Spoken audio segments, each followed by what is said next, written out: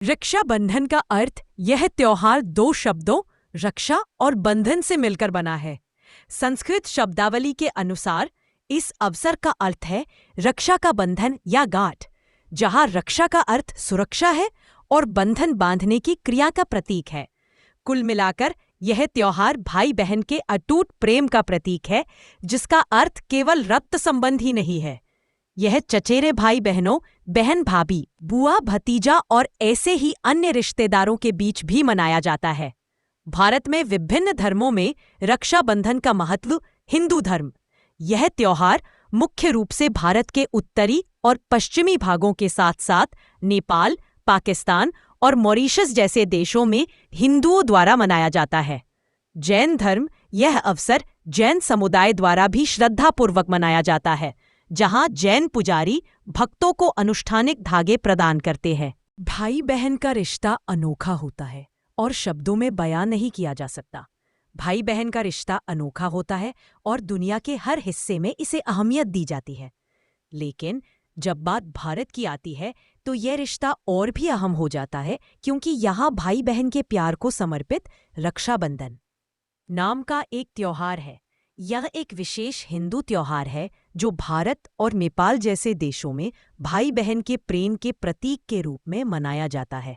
रक्षाबंधन हिंदू चंद्र सौर कैलेंडर के अनुसार श्रावण मास की पूर्णिमा को मनाया जाता है। सिख धर्म भाई बहन के प्रेम को समर्पित इस त्योहार को सिख लोग राखड़ी या रखड़ी के रूप में मनाते हैं। रक्षाबंधन के त्योहार की उत्पत्ति सदियों पहले हुई मानी जाती है और इस विशेष त्योहार को मनाने से जुड़ी कई कहानियां प्रचलित हैं। हिंदू पौराणिक कथाओं से जुड़ी कुछ विभिन्न कहानियां नीचे वर्णित हैं। इंद्रदेव और शची भविष्य पुराण की प्राचीन कथा के अनुसार एक बार देवताओं और राक्षसों के बीच भयंकर युद्ध हुआ।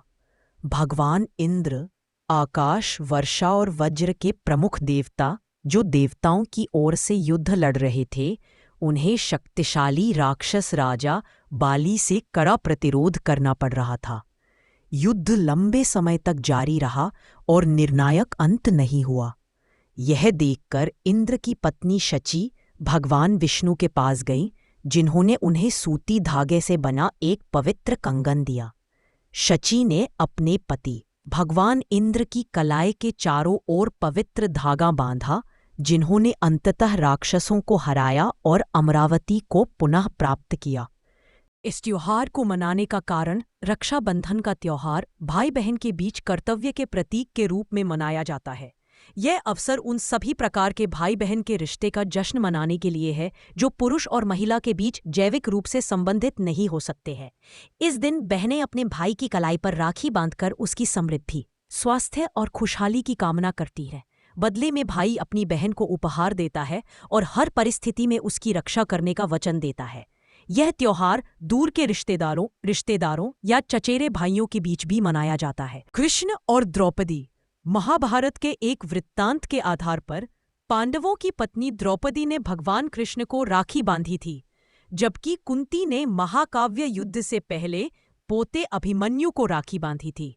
यम और यमुना एक अन्य कथा के अनुसार मृत्यु के देवता यम ने अपनी बहन यमुना से 12 वर्षों तक मिलने का अवसर नहीं दिया, जिससे यमुना अंततः बहुत दुखी हुई।